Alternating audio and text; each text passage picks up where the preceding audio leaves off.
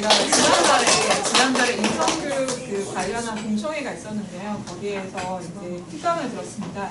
김재수 선생님의 특강을 듣고 너무 이제 느끼는 바도 많았고요. 감동을 좀 받아서 우리 학교 선생님들도 함께 이런 기회를 이렇게 같이 했으면 좋겠다 이런 생각을 해서 어렵게 제가 사실은 굉장히 낮에 그래도 이제 꼭 너무 강의가 좋아서 꼭 듣고 싶어서 다시 한번 듣고 싶어서 이렇게 초청을 하게 되었습니다.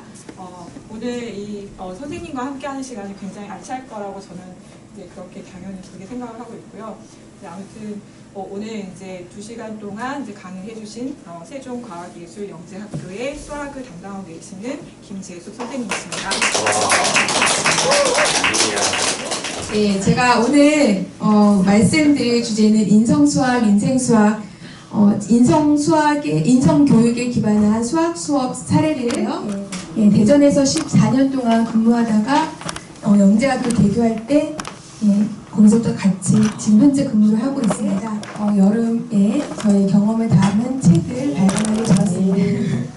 먼저 제가 좀 질문을 많이 드릴 예정인데요. 그렇게 하는 이유가 질문을 받을 때 생각이 시작되기 때문에 그렇습니다. 그래서 제가 좀 질문을 많이 하더라도 양해해 주시면 되겠습니다.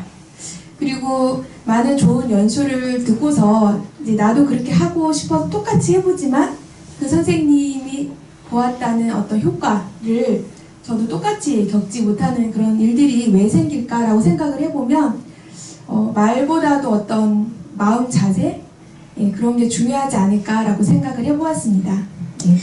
제가 인성교육에 관심을 가지게 된 이유가 있습니다. 대학교를 졸업하고 바로 이제 교사가 되었는데요.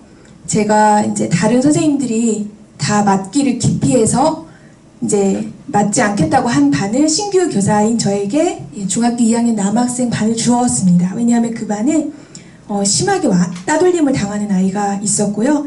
가출하는 아이, 정말 총집합이었습니다. 그 학교는 이제 변두리에서 어려운 학교, 그러니까 가정 환경이 어려운 아이들이 절반 이상이 있는 그런 학교였고요.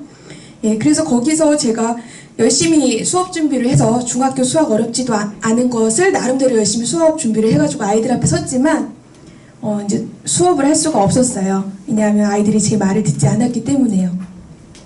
그래서 그때는 정말 심각한 우울증에 걸렸고 교사를 정말 그만두고 싶었지만 이렇게 도망치는 거는 아니다라고 생각을 하였고 어떻게든 이겨보겠다라고 마음을 먹었습니다.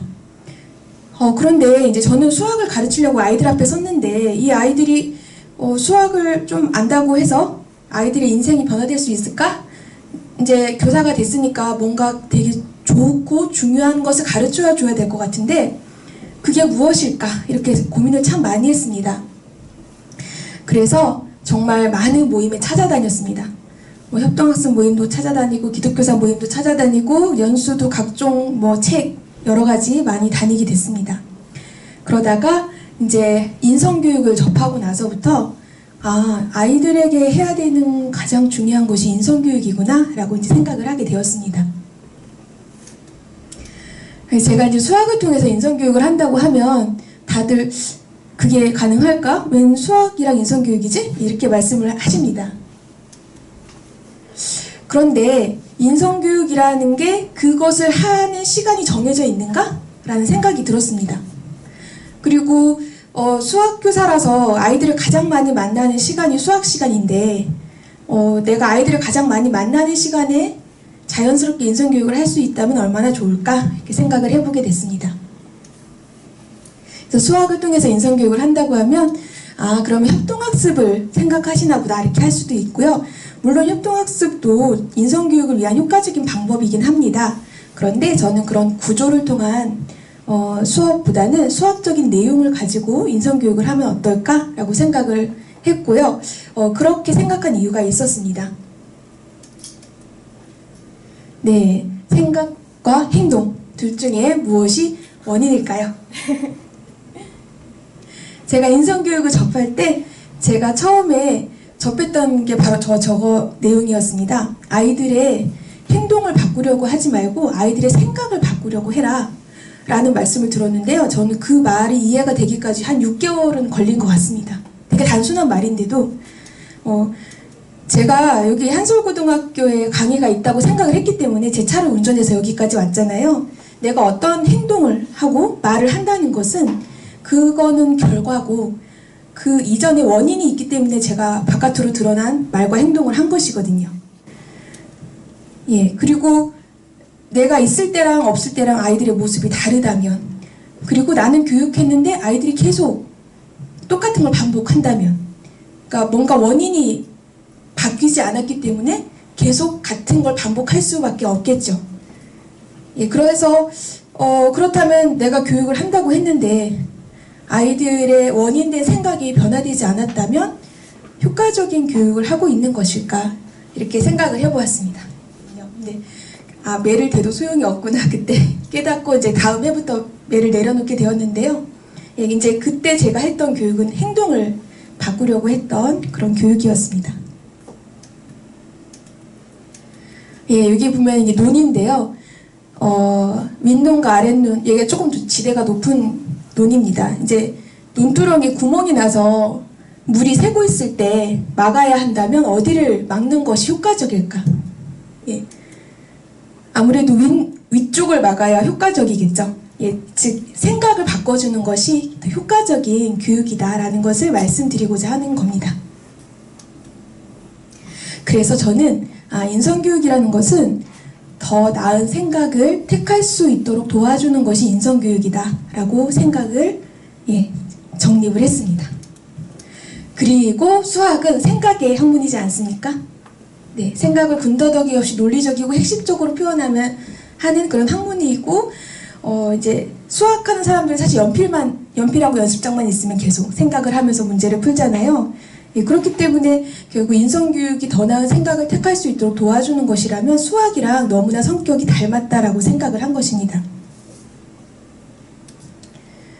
예, 그리고 그 생각 중에서도 가장 원인이 되는 생각이 무엇인지 그것을 찾아서 도와주는 것이 정말로 효과적인 교육을 하는 것이라고 생각을 합니다. 그런데 이게 되기 위해서 굉장히 선행돼야 될 것들이 많이 있습니다. 예, 그래서 여기서 잠깐 한번 점검을 해보면 어떨까 생각을 해봤고요. 아이들의 말과 행동, 상대방의 말과 행동을 보자마자 바로 어떻게 저럴 수가 있어, 이렇게 어떤 판단하고 정죄하고 괘씸한 마음, 이런 마음이 바로 들어온다면 이제 주로 행동을 위주로 보시는 그런 마음이 아닌가라고 생각을 해보았습니다. 예, 인사만 잘하는 게 인성교육이 잘 된 것인가? 예. 그리고 자꾸 애들이 반복된 잘못을 하면 내가 교육을 했는데 왜 자꾸 반복을 하지라고 자꾸 상대방에게 화가 나는 것도 사실은 행동을 바꾸려고 행동에 초점이 있을 때 나오는 그런 반응이 아닌가라고 생각을 해보게 됐습니다. 그렇다면 생각을 바꾸는 데 초점이 되어 있다면 첫 번째, 아이들이 어떤 말과 행동을 하게 되면 이제 궁금해져야 됩니다. 이렇게 하면 안 되는데 쟤는 왜 저렇게 행동을 하고 있지? 어떤 생각 때문에 저렇게 행동을 하고 있을까?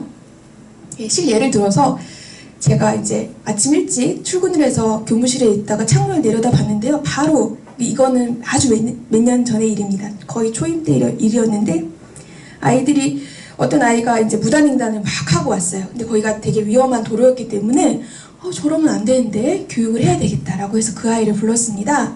얘야, 너 왜 무단횡단을 했니? 이렇게 물어봤더니 저 안 했는데요. 이렇게 하는 거예요. 제가 바로 봤는데 그 아이는 몰랐죠. 왜냐하면 전 위에서 봤고 걔는 자기를 봤다고 생각하지 않았기 때문에 전 한 적 없는데요. 쌤이 아침에 너 무단횡단 하는 거 봤는데 저 안 했다니까요. 하면서 계속 걔 거짓말을 하는 거였어요.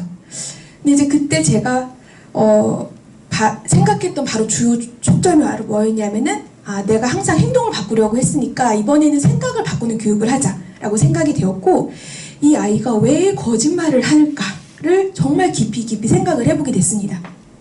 그러다가 알게 된 사실은 이 아이가 아버지께서 굉장히 엄해서 막 화를 내고 매를 대고 무슨 말도 못하는 그런 되게 엄격한 가정의 아이라는 걸 알게 되었고, 그렇다면 그 아이에게 있어서 거짓말은 생존 본능이었겠구나. 무조건 그 자리에서 아니라고 잡아떼야만 그 매를 좀 더 피할 수 있고 이제 그렇지 않았을까라고 생각을 하게 되었습니다. 그 아버지의 성품을 제가 전에 듣고서 그러면 이 아이에게 마음에 들어와 있는 거는 거짓말하는 게 나한테 참 유익한 거야 라고 생각이 자기도 모르게 이렇게 있지 않을까라고 생각을 해보게 되었습니다. 그래서 그 아이를 이렇게 만날 때마다 다양한 방법으로 거짓말에 대해서 이야기를 했습니다. 얘야, 거짓말을 하면 들통이 날까 안 날까? 이제 이렇게 물어보면 나기도 하고 안 나기도 하겠죠. 근데 항상 안 날까? 들통이 날 때가 있을까? 이제 물어보면 들통이 나겠죠. 그럼 들통이 나면 너가 거짓말을 한 게 들통이 나면 너를 믿어줄 수 있는가? 라고 이제 물어보게 되었고요. 그러면 믿을 수 없으면 어떤 일이 벌어지지? 엄마가 너를 감시 감독하지 않니? 맨날 전화하고 어디 가는지 하고 너가 말을 해도 자꾸 확인하고 그러지 않아? 그리고 네가 거짓말을 했을 때 너를 무시하지 않니? 다른 사람들이? 그런 거부터 해가지고 정말 다양하게 많이 말을 했습니다. 아이가 어떻게 다 말을 하면 있잖아, 예전 같으면 네가 이렇게 딱 말을 하면 나는 이 말이 바로 믿어졌는데 한 번 네가 거짓말을 한 걸 내가 경험을 했기 때문에 그 다음부터 항상 생각이 들어온다. 얘가 거짓말일까? 진짜일까? 항상 믿을 수 없는 이런 마음이 항상 내 마음에 있는데 이게 뭐 때문일까? 뭐 이렇게도 해보기도 하고 걔가 무슨 말을 하면 근데 이 말은 믿을 수가 없어서 10원어치의 가치도 아닌 것 같아. 네가 말을 할 때 바로 믿어지면 이게 1000원어치였다면 네가 거짓말을 자꾸만 하면 이제는 이 말을 믿을 수가 없고 그러면 그 가치가 점점 떨어진단다. 뭐 이런 얘기부터 해가지고 정말 다양한 방법으로 많이 얘기를 했습니다. 그래갖고 한 1년 정도 지난 후에 이 아이한테 이제 물어보게 되었어요. 어느 날, 얘야 너 요새도 거짓말 하니? 이렇게 물어봤더니 아니요. 거짓말하면 나한테 손인데 왜 거짓말을 해요? 이렇게 얘기를 했어요. 그런데 뭐 거짓말을 할 수도 있을 거는 같은데 그 아이의 지금 생각은 거짓말을 하면 나한테 정말 손해구나. 이게 정말 정립이 되어 있어서 바로 나오는 것을 저는 느낄 수가 있었습니다. 그래서 그때 이제 그 아이가 내가 생각을 변화시켜 주려고 초점을 맞춰서 교육했던 첫 번째 굉장히 노력을 많이 들였던 아이였습니다. 그래서 말과 행동을 보자마자 바로 저 몹쓸 놈 이렇게 하기보다는 누구나 봐도 이렇게 손해인 행동을 쟤는 왜 하게 되었을까? 라고 한 번 더 그 원인을 자꾸 찾아가 보면 좋을 것 같습니다. 그리고 이제 화가 나는 게 아니라 그 아이가 그러한 생각과 그러한 말과 행동으로 계속 살아가면 그 아이는 그것 때문에 계속 버림을 받을 수밖에 없고 무시를 받을 수밖에 없는데 혹시라도 나로 인해 그 아이의 생각이 조금이라도 변화가 돼서 거짓말 하나라도 고칠 수가 있다면 그 아이의 인생은 변하는 것이거든요. 그러면 내가 분명히 이렇게 말을 했는데 얘가 변화가 안 됐다면 그 아이의 생각을 변화시킬 수 있는 다른 방법을 내가 찾아봐야겠다. 이게 이해가 안 됐으면 그럼 다른 방법은 뭘까? 그 아이가 좋아하는 방법은 뭘까?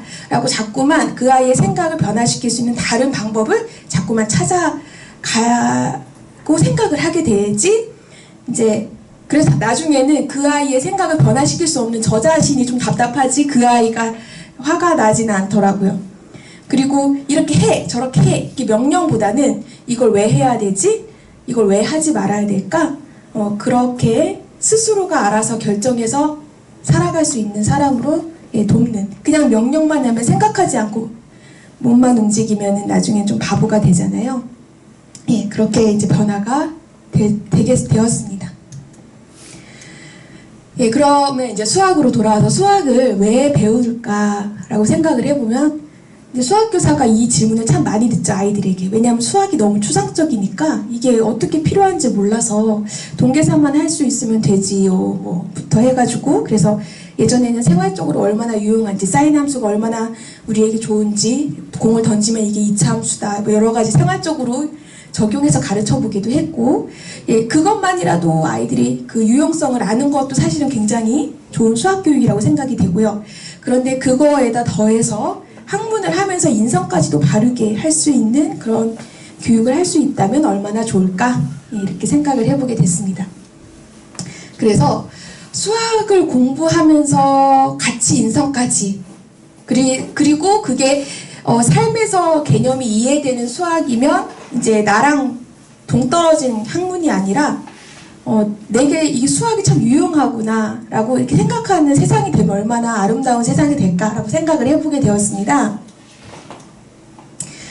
예, 그리고 그러면 내가 아이들한테 교육을 할 때 정말 도움이 되는 걸 해야 되잖아요. 정말 옳은 거. 이제 수학에서는 그걸 참인 명제라고 하죠. 참인지 거짓인지 판정할 수 있는 문장을 명제라고 하고, 그 중에 참이라고 증명이 된 게 참인 명제인데, 예, 그래서 아이들에게 정말로 참인 명제를 가르쳐 줘야 되죠. 예, 제가 한 20살 정도 되니까 이거는 분명히 알겠더라고요. 내가 정말 뿌린 대로 거두는구나. 예, 왜냐하면 제가 처음 교사가 됐을 때 저를 힘들게 했던 아이들이 중학교 2학년 남학생이었잖아요. 제가 중학교 2학년 때 사춘기가 와서 담임선생님을 힘들게 했거든요. 근데 제가 교사가 되니까 딱 그 중학교 2학년 아이들이 저를 똑같이 힘들게 하더라고요. 그래서 내 인생은 정말 내가 뿌리는 대로 거두는구나, 이것을 느끼게 돼서 그때 정말 마음으로 땅을 치며 반성을 하면서 선생님께 전화번호 찾아서 전화를 드렸었거든요. 예전에 제가 중학교 2학년 때 선생님께 정말로 잘못했습니다, 이렇게 전화를 드렸었습니다. 예, 그러면 이제 인성교육을 한다고 하면, 우리는 교육을 한다고 하면 교육 목표가 있어야 되잖아요. 그럼 내 앞에 거짓말하고 속이는 아이가 왔다면, 내가 이 아이한테 인성교육을 했을 때 목표가 달성된 모습은 정직한 아이가 됐다면 나는 인성교육을 성공한 것이죠.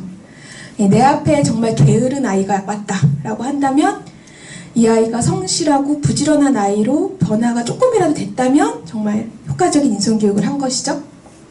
항상 남을 미워하고 원망하는 아이가 내 앞에 왔다면, 다른 사람을 이해하고 용서하고 사랑할 수 있는 사람으로 변화시킬 수 있다면, 이게 인성교육 목표가 달성된 거죠.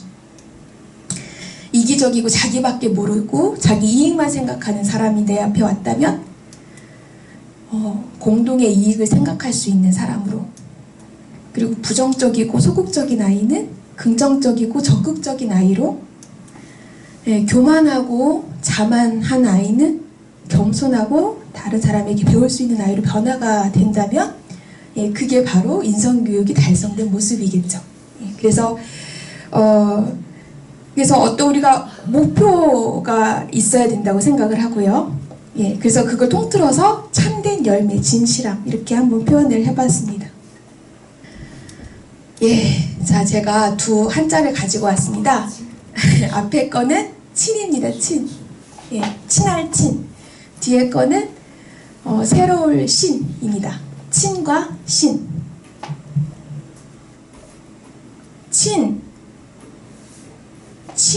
네. 친해서 머무르고 있지는 않은지, 나의 교육이 아이들과 친한 걸로 혹시 인성교육이 됐다고 생각을 하시는지 생각해 볼 수 있고요. 그러나 사실 이런 경우 있잖아요. 그 아이가 내 앞에선 진짜 괜찮아. 그런데 다른 선생님한테 너무나 엉망으로 대해요. 그럼 나랑 관계가 좋아서 나한테 잘할 수는 있어요. 그러나 그 아이의 앞으로의 인생에 그 아이 마음에 드는 사람만 나타나는 건 아니잖아요. 예. 그러면 마음에 안 드는 사람 나타나면 함부로 거짓말하고 원망하고 미워하고 멸시하고 이런 사람이면 안 되잖아요. 나한테 잘하는 걸로 인성교육이 된 건 아니잖아요. 그러니까 결국 그 아이는 새로워져야 되는데, 예, 새로운 신까지 가야 되는데, 이제 어떤 게 생각하면 그냥 친으로만 머무르는 사람도 있을 것 같고요. 그 다음에 이제 신이 되려면, 그런데 친이 돼야 또 신이 되죠. 왜냐하면 제 말을 아이가 받아들이려면 내가 그 아이한테 의미 있는 존재가 돼야 제 말을 받아들여서 아이들이 새롭게 될 수 있잖아요. 물론 사람에 따라 친이 없이 신이 되는 사람도 있더라고요. 거기 불교에 보면 육조의 해능대사, 그분은 지나가다가 어떤 법문을 딱 듣고, 그게 뭐였지? 해능대사, 응모소주의 생기심이라는 말을 딱 듣고 바로 도를, 내가 불가의 길을 가야겠다라고, 그냥 전혀 친한 관계가 없어도 그런 말을 듣고 새로워지는 사람도 있더라고요. 예, 그런 사람은 성인인 것 같습니다. 근데 그렇지 않은 아이들은 이제 친을 해야 하고, 그 친이 돼야만 새롭게 갈 수 있는 길이 열리지 않는가라고 생각을 해봅니다. 네. 그래서 아까 이제 말씀드렸던 이런 기준들, 이렇게 변화시키기 위해서 사실은 그래서 친이 필요하다라는 걸 말씀드리고 싶었고요. 예.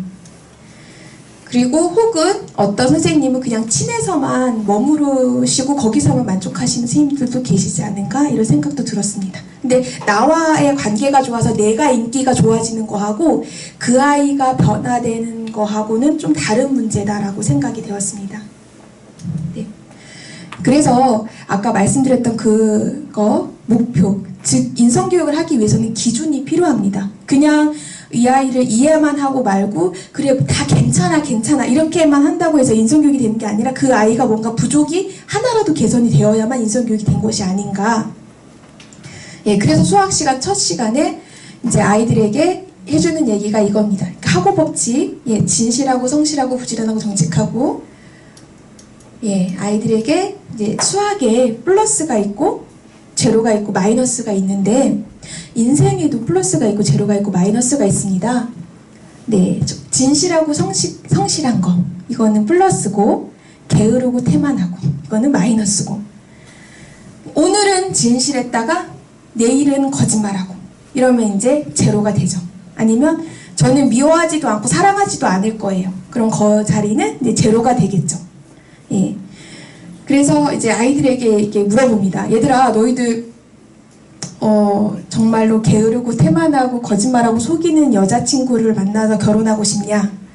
아니면 진실하고 성실하고 부지런하고 정직한 여자를 만나서 결혼하고 싶냐? 이거부터 해가지고 너가 직장 상사라고 한다면 어떤 사람이랑 승진을 시킬 수 있겠니? 어떤 사람과 함께 동업을 할 수 있겠느냐? 이제 그런 얘기를 하면서 이제 이거는 크게 물론 다양하지만 크게 플러스 마이너스 이렇게 딱 생각을 하면 내가 선택을 뭘 해야 될지가 좀 더 분명하게 해주기 위해서 제시하는 그런 방법이 되겠습니다. 그래서 아이들에게 우리 인생에 플러스를 택하고 마이너스를 택하고 또는 제로를 택할 수 있는데 그 선택은 너희들이 하는 거라는 걸 알려줍니다. 왜냐하면 제가 아이들이 되게 많은데 한 명 한 명을 다 따라다닐 수 없잖아요. 감시감독할 수 없거든요. 네 인생은 네가 선택하는 거라는 것을 분명하게 얘기를 해주고 그것에 대한 책임도 본인이 지는 거죠. 누가 대신 져줄 수가 있는 게 아닌 거죠. 예, 그러면 이제 생각을 택했는데 그럼 행복하게 살기 위해서 공부하고 있는데 행복과는 상관없는 그런 행동을 하고 있으면 안 되잖아요. 예. 그래서 제가 지금 이게 X축, Y축, 수학에서 X가 보통 원인을 얘기한다면 Y는 결과를 얘기를 하는데 제가 아까 생각이 원인이라고 해놓고 X에다가 행동을 놨어요. 왜 그랬냐면은 우리가 생각은 하루에도 막 왔다 갔다 하잖아요. 그런데 어떤 생각을 했는데 그걸 실천으로 옮기면, 행동으로 옮기면 그때부터는 그게 그냥 왔다 갔다 하는 생각이 아니라 이렇게 생각해서 이렇게 행동으로 옮기니까 이런 결과가 오네? 라고 몸소 체험할 수 있게 되고 그렇게 되면 그럼 정말로 정직한 게 나한테 좋구나 라는 게 내면화가 되기 시작해서 선한 의식으로 이제 자리 잡는다고 생각을 해서 행동, 선한 생각에 기인한 선한 행동을 했을 때 거기에 맞춰 선한 의식이 성장하는 이렇게 비유를 해서 아이들에게 안내를 해주었습니다. X축, Y축은 그때그때마다 얼마든지 다르게 놓을 수 있죠. 그래서 일사분면에서 하나의 선한 행동을 할 때마다 하나의 선한 의식으로 이렇게 올라가는 그런 가우스 함수 가지고 얘기를 했습니다.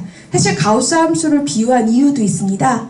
우리가 사실은 내가 늘 가지고 있는 그 생각대로 그대로 살다가 어떤 사건이 딱 마주치면 이제 그때가 사실은 성장할 거냐 아니면 그러니까 플러스를 택할 거냐 마이너스를 택할 거냐 둘 중에 계기에 딱 마주친 거게 되고 이제 거기에서 고민을 해서 플러스를 탁 택하면 이제 바로 성장을 하는 거죠. 그래서 이렇게 가우스 함수를 표현한 거기도 합니다. 그러면 이제 선택의 기준을 알았어요. 자, 지금 이 순간 정직할 거냐 거짓말할 거냐 지금 이 순간 남을 원망할 거냐 이해할 거냐 이렇게 선택의 기준을 알았다면 내가 지금 내 마음이 뭔지를 알아야 돼요. 내가 지금 이 마음이 원망하는 마음이구나. 알았다. 그리고 보여야 돼요. 그 보이는 게 바로 미분이거든요. 우리가 수학에서 미분을 배우잖아요. 아이들에게 그 순간순간에 그런 걸 보는 게, 나누는 게 미분이고, 그럼 그 미분에서 내가 선택의 기준을 알았을 때, 좋아, 용서하는 거야. 이렇게 선택을 해서 플러스로 하루하루 살아가는 게 이제 적분이라는 것을 말을 해줍니다. 그게 바로 삶의 미적분입니다.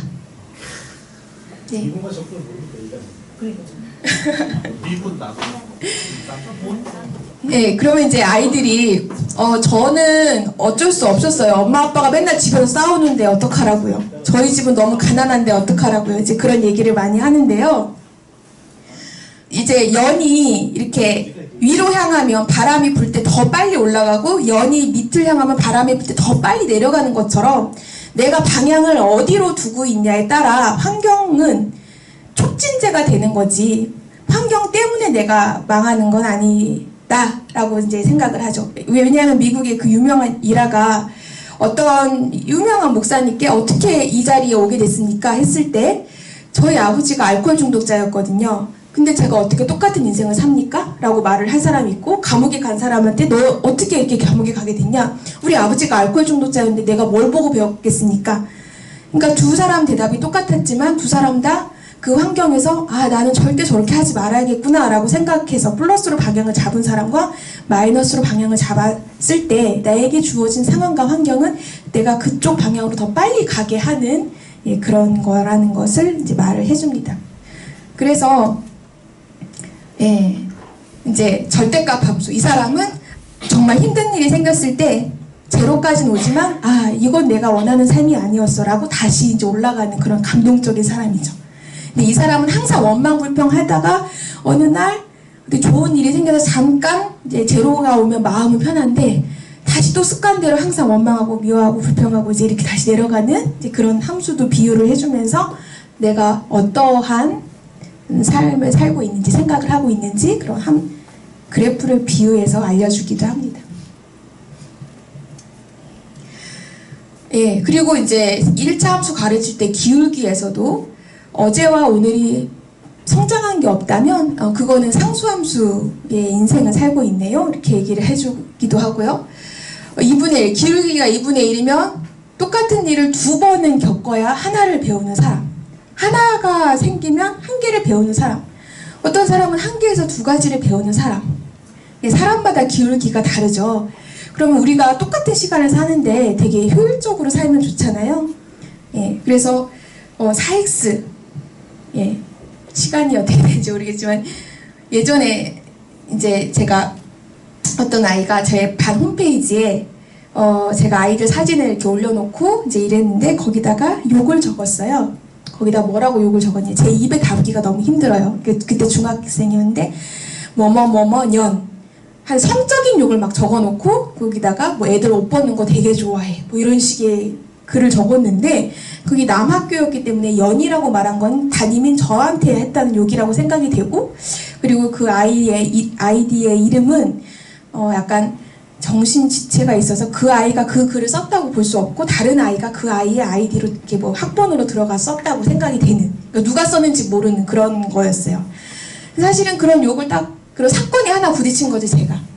그러면 이제 마이너스로 내려갈 수도 있지만 생각을 해보면 처음에 정말 힘들었죠. 내가 왜 교사가 돼서 이런 욕을 듣고 살아야 되는가. 근데 이제 생각을 해보니까 제가 어느 날 이제 복도를 걸어가다가 우리 반을 딱 봤는데 아이들이 다음 시간에 체육 시간인데 체육복을 갈아입다가 담임선생님이 지나가니까 아이고 하면서 이렇게 몸을 가렸어요. 근데 그 학생들이 되게 중학생이었고 저는 되게 귀여웠어요. 그리고 뭐 제가 뭐 볼 게 있다고 내가 지나간다고 이렇게 쑥스럽다고 가리는 게 저는 되게 귀여워서 아유 귀엽네 하면서 이렇게 하면서 지나갔거든요. 그런데 제가 그때 아유 귀엽다라고 웃었던 저의 모습이 그 아이한테는 그렇게 생각이 됐던 거죠. 애들 옷 벗는 거 되게 좋아하는 이상한 여자 선생님으로 보인 거예요. 그래가지고 제가 내가 정말 진지하지 못했구나, 이거를 배웠고, 그 다음부터는 아이들을 되게 존중해야 된다라고 생각을 해서, 만약에 체육 시간이나 이런 게 있다면 미리 반장한테 오라고 한 다음에 뭐 종례를 하러 간다거나 그렇게 또 변하게 됐고, 그리고 내가 가르치는 중학교 2학년 남학생들이 뭘 생각하고 있는지도 더 깊이 이해하게 되고, 아, 참 호기심이 많은 나이구나. 충분히 그런 생각을 할 수 있겠구나. 내가 가르치는 아이들이 평소에 어떤 생각을 하고 사는지 내가 모르고 있다면 어떻게 교육을 할 수 있을까? 아이들이 이해하는 계기도 되고, 또한 그러한 부분들, 뭐 음란한 부분들도 내 속에서 정말로 개선이 돼야 되는 부분이구나 라고 해서 그 한 가지 사건으로 되게 많은 걸 배울 수 있게 됐습니다. 그러니까 기분이 너무 좋아졌어요. 저한테 그렇게 욕을 해준 아이가 너무 감사하고, 나중에 그 아이한테 교육도 했습니다. 댓글을 달았어요. 너가 하는 말과 행동, 이게 너의 인생을 만들어 가는데 나는 너가 항상 어디를 가든지 간에 정말 귀하게 존중을 받는 학생이 되었으면 좋겠다고, 그런 사람이 되길 바란다고 이렇게 댓글을 달아놨어요. 왜냐하면 그 아이는 자기가 거기다가 그런 글을 달았기 때문에 언젠가는 와서 보겠죠. 그래서 그 아이를 위한 교육도 하게 되었습니다. 그래서 이렇게 내가 좀 더 빨리 성장하고 싶다면 한 가지 사건을 겪었을 때 내 입장에서는 어떻고, 상대 입장에서는 어떻고, 학교의 입장에서는 어떻고, 우리 나라의 입장에서는 어떻고, 이와 같은 행동을 모든 사람이 다 하게 된다면 어떤 거지? 라고까지 생각할 수 있다면 우리는 정말 빠르게 성장할 수 있다는 것을 안내를 해주기도 합니다. 그리고 이제 뭐 부부 사이에든 교사와 학생 사이에든 어떤 관계든 간에 내 식대로 따라라 이러면 다 싫어할 것 같아요. 그게 아니고 정말 옳은 곳에 나도 서고 당신도 서고 이래야지, 다 내 방식이 옳으니까 나한테 따라, 이거는 참 싫어하는 말인 것 같습니다.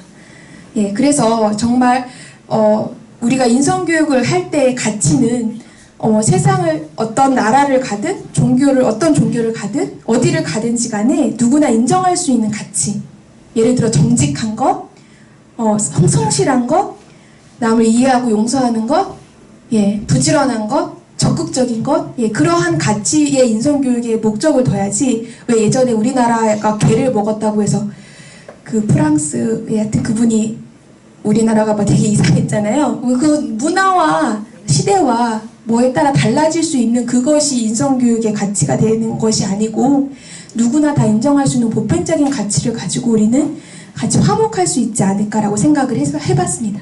그래서 우리가 그냥 그런 곳에 나도 서고 너도 서고 같이 노력을 해서 하나가 되는 것이지, 나한테 맞춰라 이거는 아니라고 생각합니다. 교집합을 가르치면서도 그런 얘기를 해줄 수 있습니다.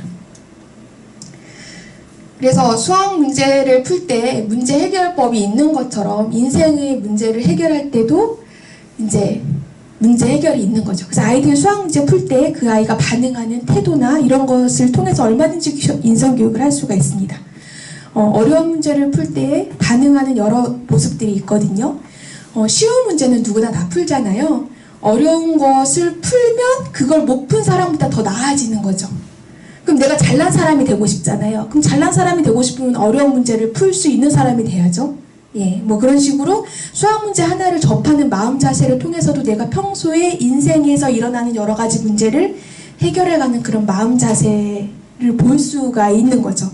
그래서 이런 학문적인 공부를 하면서도 내 마음 자세를 바르게 잡아갈 수 있는 교육을 같이 할 수 있다면 얼마나 좋을까라고 생각을 했습니다.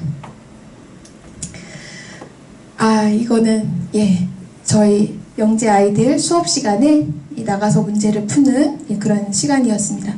문제를 많이 풀게 시키는데요. 왜냐하면 그래서 이제 문제를 풀게 하고 그다음에 문제를 풀면 그 풀이를 설명해 보라고도 하고, 제가 풀이를 보고 이상하면 이거 왜 그러니? 라고 이제 질문을 하기도 하는데, 이제 한 여학생이 이제 풀이가 되게 이상했어요. 논리적으로 제가 이해가 안 돼서 이거는 왜 그런 거야? 라고 했는데 이 아이가 반응이 너무 이상했어요. 왜 저한테만 그러세요? 쟤도 저렇게 풀었는데. 왜냐하면 아이들이 저한테 이렇게 말하거든요. 선생님, 제 풀이를 보시고 제 풀이가 어디가 문제가 있는지 빨리 다 알려주세요. 왜냐하면 지금 빨리 알려주셔야 나중에 시험 볼 때 개선해서 잘 풀 수 있잖아요. 이렇게 말은 하는 아이들이 있는가 하면, 이렇게 하는 아이는 별로 드물기 때문에 저는 깜짝 놀랐죠. 그래가지고 물론 제가 대전에 있는 14년 동안은 변두리 학교에 많이 있었지만 최근에는 이제, 그래서 그 아이에 대해서 고민을 많이 해서 다음 시간부터는 모든 반에 들어갈 때마다 실수에 대해서 교육을 하게 됐습니다. 이제 아이의 생각을 아는 거죠, 제가. 얘는 자기의 어떤 부족이 드러나는 것이 굉장히 부끄럽구나, 이런 생각을 하게 되어서 이제 그런 얘기를 하게 됐어요. 얘들아, 우리가 언제 가장 공부가 잘 될까? 애들이 뭐 새벽이요, 밤이요, 막 이렇게 얘기를 했었는데요. 근데 저는 실수할 때 가장 공부가 잘 됩니다. 왜냐하면 늘상 살아갈 때는 내 그 수준으로 살아가다가 뭔가 딱 부딪혔을 때, 뭔가 실수를 했을 때 그때 정신이 번쩍 나면서 이게 실수였잖아. 그러면 맞게 하는 건 뭐지? 하면서 엄청 배우려고 하는 자세가 되거든요. 그래서 우리가 수업 시간에 문제를 풀 때 누가 틀리면 사실은 그 아이가 굉장히 감사한 거다라는 얘기를 했습니다. 왜냐하면 누가 너무 잘 풀어놓으면 딱 눈으로 보면 다 알 것 같지만 혼자 풀어야 그게 내 건데, 혼자 풀 수 있어야 될 건데, 누가 한번 딱 틀려주면 거기가 모든 애들이 다 틀릴 만한 데를 걔가 틀려준 거거든요. 그래서 그로 인해서 선생님이 더 설명할 게 많아지고, 그래서 너무 감사하다 이제 그런 얘기를 해주고, 그래서 우리가 수업 시간에는 많이 실수하고 많이 배워야 되고, 그래서 시험 볼 때는 덜 실수하도록 우리가 실수를 하는데, 근데 문제는 똑같은 실수를 계속 반복을 한다. 이거는 좀 생각을 해봐야 된다고 얘기를 했어요. 왜냐하면 한 번 돌에 걸려 넘어졌으면 그 다음부터는 그 돌을 안 걸려 넘어져야 되는데 계속 걸려 넘어진다면 너무 안타깝잖아요. 그래서 그런 얘기도 하면서, 그리고 이제 실수한 사람을 보고 이런 불 얘기도 하고요. 이 형광등이 환하게 해주니까 우리가 이거를 고장나면 고치고 되게 아껴주는데, 만약에 형광등이 자기 역할을 하지 않으면, 빛을 비춰주지 않고 나 혼자 잘났다 라고 하고만 있으면 누가 그거를 아껴주지? 뭐 이렇게 얘기를 하면서, 그러면 공부를 잘하는 사람은 공부를 못하는 사람을 무시하려고 잘하는 건가? 아니면 공부를 못하는 사람도 잘할 수 있도록 도와주려고 잘하는 걸까? 이제 이렇게 얘기를 하다가 그러면 옛날에 일본이 우리나라보다 먼저 메이지 유신을 해서 되게 잘 살게 됐는데, 그럼 일본이 강한 나라가 된 거는 옆에 있는 한국이라는 나라를 다 뺏어서 이렇게 약탈하려고 잘 사는 건가? 아니면 옆에 있는 한국도 더 잘 살게 도와주는 게 강한 나라의 역할일까? 뭐 이제 그런 얘기도 하면서, 정말로 실수하고 못하는 친구를 무시하는 그 마음 자세가 문제인 거고, 그런 사람하고는 뭔가 잘한다고 했을 때 그 사람이 잘하면 그 기술 때문에 내가 쓸 수는 있지만, 이미 마음 자세가 틀리면 그 사람이 더 이상 필요가 없어지면 더 이상 함께하지 않는 거라고. 그러니까 내가 점점 더 버림받는 길로 가는 거라는 것을 말을 해줍니다. 그래서 이제 그런 얘기도 많이 해주게 되었고요. 그리고 이제 학교에서는 전체적으로 이런 아이들이 가치를 내면화하기를 바래서 더 진실하게, 성실하게, 부지런하게, 정직하게 살아왔던 그런 걸 노력을 해보라고 하고, 그렇게 노력한 것을 가지고 수학적 개념과 비유해서 에세이를 작성해서 내라 라고 해가지고 이제 낸 아이들은 책자를 만들고, 이제 평가할 때는 수학교사와 뭐 국어교사 해가지고 이제 가장 좋다고 생각하는 순위를 매겨서 그걸 합쳐가지고 이제 상도 주고 그렇게도 했습니다. 네. 그러면 이제 제가 아까 이 슬라이드에서 할 말이 되게 많다고 했잖아요. 생각 중에서도 가장 원인이 되는 곳을 찾아서 도와줘야 되는데요. 그러면 아이들이 속생각을 드러내도록 해야 되거든요. 그러면 입장 바꿔서 생각하면, 나는 내 생각과 마음을 있는 그대로 털어놓는 사람이 있는지, 아니 있다면 어떤 사람에게 내 생각과 마음을 있는 그대로 털어놓는지를 생각해보면 좋을 것 같습니다. 그와 마찬가지로 내가 그 누구든지 나에게 자기 속마음을 다 털어놓을 수 있는 마음이 돼야만 학생들이 자기 속생각을 계속 말을 할 수가 있거든요. 그러니까 내가 너무 권위적으로 한다든가, 아니면 무슨 말만 하면 나를 못된 사람으로, 이상한 사람으로 몰아간다든가, 뭐 이렇게 돼버리면은 절대 내 마음의 속마음을 얘기를 할 수가 없죠. 그래서 이제 그 인성교육에 대해서 병을 치료하는 것과 좀 비유를 해볼 수 있지 않을까라고 생각을 해보게 되었고요. 뭔가 저거 저렇게 말하는 거 좀 이상한데, 저렇게 행동하는 거 좀 이상한데 왜 그럴까? 라고 먼저 그렇게 행동하는, 말하는 원인이 뭘까를 이제 생각을 해봐야 한다고 생각을 했습니다. 어떤 병이 생기면 그 병이 왜 생겼을까? 의사가 사실 그 원인을 찾아서 들어가야 되는 것처럼, 그러면 이제 그렇게 하기 위해서는 정말 노력을 많이 해야 되죠. 아이들이 나에게 마음을 열도록 정말 노력을 많이 해서 이렇게 마음이 소통이 돼야 되고 친인이 돼야 되죠. 친해야 되고 그러면 그 원인을 찾았으면 그 원인을 낫게 하는 치료법을 내가 알아야 되잖아요. 예. 그럼 거짓말하는 아이가 내 앞에 왔을 때 그 아이를 치료하는 방법이 무엇인지는 내가 정직하게 살아야만 그 방법을 알 수가 있습니다. 내가 정말로 정직하게 살아보려고 노력을 했을 때 정직이 얼마나 좋은지, 거짓말하면 얼마나 손해가 되는지 내 삶에서 내가 정리된 게 있으면 하나하나 아이하고 이렇게 얘기를 해볼 수 있고 다양하게 인도를 할 수가 있거든요. 그래서 아이가 생각이 되는 게 있다면 나는 그럼 내 삶에서 그런 적은 없었는지, 나는 어땠는지. 근데 어떤 선생님은 이제 이렇게 말하는 걸 봤어요. 그 아이가 행동하는 걸 봤는데 나도 똑같이 그렇더라. 내가 그래서 더 이상 해줄 말이 없더라. 라고 생각이 될 수도 있거든요. 그러면 저는 그 다음부터는 그런데 그게 만약에 정말로 잘못되고 개선이 돼야 될 문제라고 한다면 저부터 그거를 개선하려고 노력을 하고 나도 개선하고 너도 같이 개선을 해보자 이런 마음으로 나부터 실천을 해보게 됩니다. 그리고 내가 기쁘게 듣는 방법이 다르고 그 아이가 기쁘게 듣는 방법이 다르거든요. 사람마다 방법이 다 다르기 때문에 내가 이렇게 말했는데 얘가 이해가 안 될 수 있죠. 당연히 사람은 다 다른데 그러면 그 아이가 이해가 될 수 있는 방법이 뭘까? 그런 거를 계속 찾아가는 게 저는 교사의 전문성이라고 생각합니다. 그 많은 방편을 가지고 있는 게. 그래서 생각을 도와주는 교육을 시도했는데 얘가 변화가 없다. 그러면은 어디가 문제일까? 아이가 뭐가 이해가 안 됐을까? 다시 또 보완해서 적용해보고 이렇게 적용해보고 예, 그렇게 방법을 시도를 하면서 아이가 조금이라도 변화가 되는 게 보이면 그때는 너무나 기쁘고 사실 그 아이가 한 개만 왜냐하면 그 부족 그거 하나만 개선하면 인생이 참 많이 변할 수 있는 계기가 되거든요. 예, 그렇게 생각을 해보았습니다. 우리 동아리 아이들에게 이제 튤립을 같이 심자고 해서 이제 심었고 예, 그러니까 그 다음 해에 이렇게 아름다운 튤립이 피었는데요. 그런 것처럼 이렇게 아이들의 생각을 하나하나 더 낮게 선택할 수 있도록 인성교육을 하고 도와주는 그것이 지금 당장 내 눈앞에 사실 보이기도 하고 당장 안 보여도 언젠가는 그게 반드시 열매를 맺을 거라고 저는 생각을 하고 있습니다. 꽃을 피고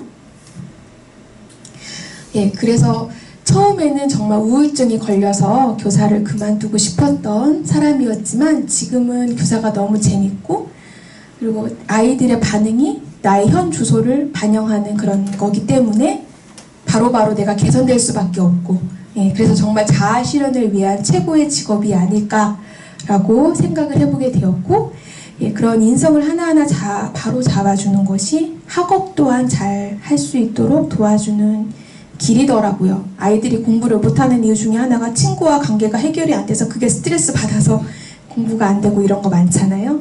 예.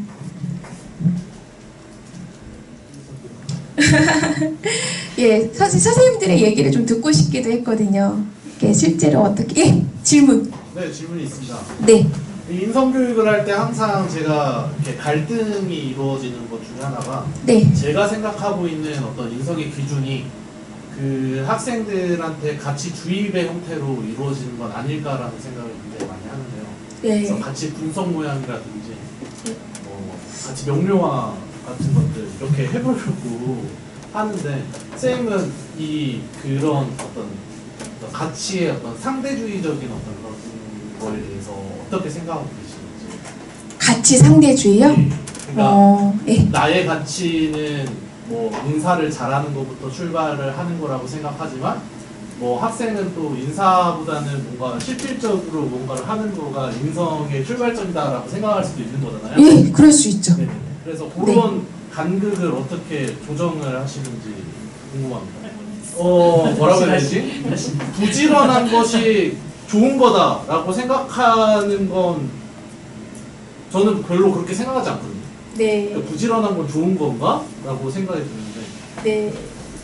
부지런한 건 좋은 거고 근면 성실해야 된다라는 걸 가르쳐야 되잖아요.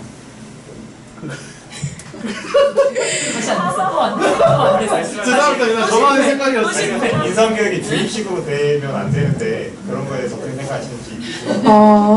근데 주입식으로 한다고 해서 상대가 받아들이는지 저는 궁금했고요. 그러니까 왜냐하면 자기가 이해가 돼야만 받아들이는 거잖아요. 뭐든지.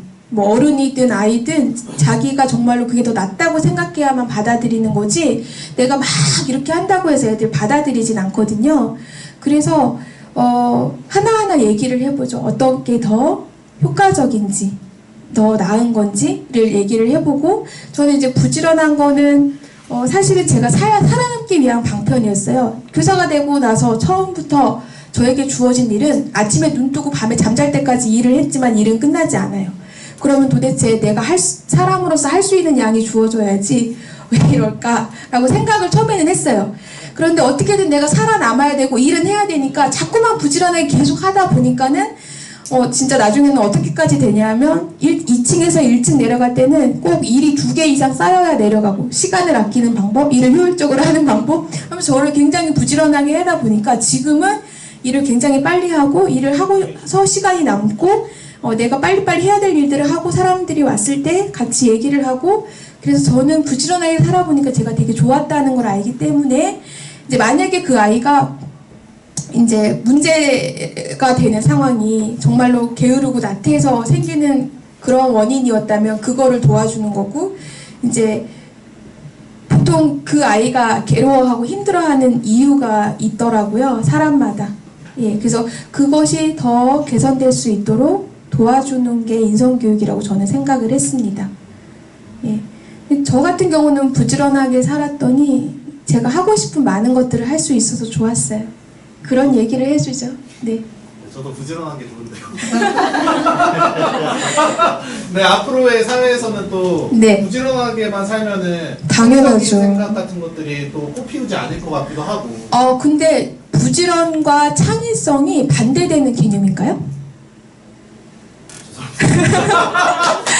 왜냐하면 저는 창의성이라는 걸 뭘까를 생각을 해보면 문제를 정말로 해결하고자 하는 마음에서 저는 창의성이 생긴다고 생각을 했어요. 왜냐하면 그 문제를 어떻게든 해결을 해야 되니까 이 방법도 써보고 저 방법도 써보고 그리고 창의성이 또 언제 나올까라고 생각을 해보면 저는 정말 목표가 큰 사람일 때야 창의성이 되게 잘 생긴다라고 생각을 해보게 되었거든요. 왜냐하면 목표가 크면 이 문제를 해결하기 위해서 나랑 생각이 다른 사람 것도 다 받아들일 수 있거든요. 저 분야에서는 저렇게 얘기를 하는구나. 그런데 만약에 내가 갖고 있는 수학이라는 것만 주장을 하고 그것보다 더 나은 목표를 가지고 있지 않으면 수학이 아니면 딴 건 안 받아들이고 수학만 최고야. 막 이런 식이 되면은 더 나았고 한 걸 받아들이는데 되게 어렵더라고요. 그리고 사실 창의성이 잘 생기려면 내가 만나는 모든 사람들의 말을 되게 저분은 뭐 이렇게 뭘까라고 배우는 마음으로 항상 다가갔을 때 거기서 배우는 거지 나만 잘났다라고 하고 있으면 배움이 일어나지 못하고 나와 다른 생각을 받아들이지 못하는데 어떻게 창의성이 생길 수 있을까 이렇게 생각을 해보게 되거든요. 그래서 저는 부지런과 창의성은 반대되는 개념이 아니라 오히려 창의성 중에 이런 창의성이 있더라고요. 창의성에 대해서 되게 연구한 박사님의 책을 읽었는데 창의성을 두 가지로 나눠가지고 학문을 계속 공부를 하다가 이제 얻게 되는 창의성과 이게 예를 들면 뭐 봄이 오면 어떻게 되나요? 뭐 눈이 녹는다라고 얘기도 할 수 있지만 뭔가 좀 색다른 말이었는데 그 책에서 표현이 그랬어요. 그러니까는 전문적이지 않아도 생길 수 있는 창의성이 있었는데 전문적이지 않아도 생길 수 있는 창의성을 정말 그렇게 다른 사람에게 항상 배우려고 하고 문제를 해결하고자 하는 이런 데서 나오지만 정말 학문을 공부해서 이것도 공부하고 저것도 계속 쌓아나가면서 생기는 그런 창의성은 성실하고 부지런한 게 기반이 되어야지만 아는 게 많아서 갖춰진 게 많아야 연결할 수 있는 거리도 많아지고 창의성이 생기거든요. 그래서 저는 부지런하고 정말 성실하게 하는 게 창의성을 기르는 데 도움이 되는 요소 중에 하나라고 생각을 하고 있습니다. 네. 또 질문 있으시면. 네. 선생님이 한 말씀에 가치의 상대성을 네. 우리가 학생들하고 관계에서 논하기보다는 객관적인 어떤 가치의 기준을 두고 네. 아까 말씀하신 그 학생마다 기쁘게 들을 수 있는 방법이 틀리다라는 다름을 인식하고 네. 인정하는 대학적으로 우리가 접근을 네. 하는 게 지금 수준에서 네네. 교사와 학생 간 일어날 수 있는 네. 충분히 선생님께서 그에 대한 대답을 해주시라고 생각을 합니다. 아, 네. 너는 무조건 내 말을 들어야 해. 이러면은 똑같은 말이어도 저희 아버지가 하는 말은 다 듣기 싫었거든요. 근데 사실은 제 마음이 되게 중요한 것 같아요. 내가 권위적으로 다가가는지 정말 친구 동등한 영어는 사실 나이가 없잖아요. 학생이나 나나. 예, 그렇게 동등한 마음이 정말 중요하다고 생각합니다. 네. 또 질문이 없으시면 여기서 마칠까요? 네, 감사합니다. 네, 들어주셔서 감사합니다.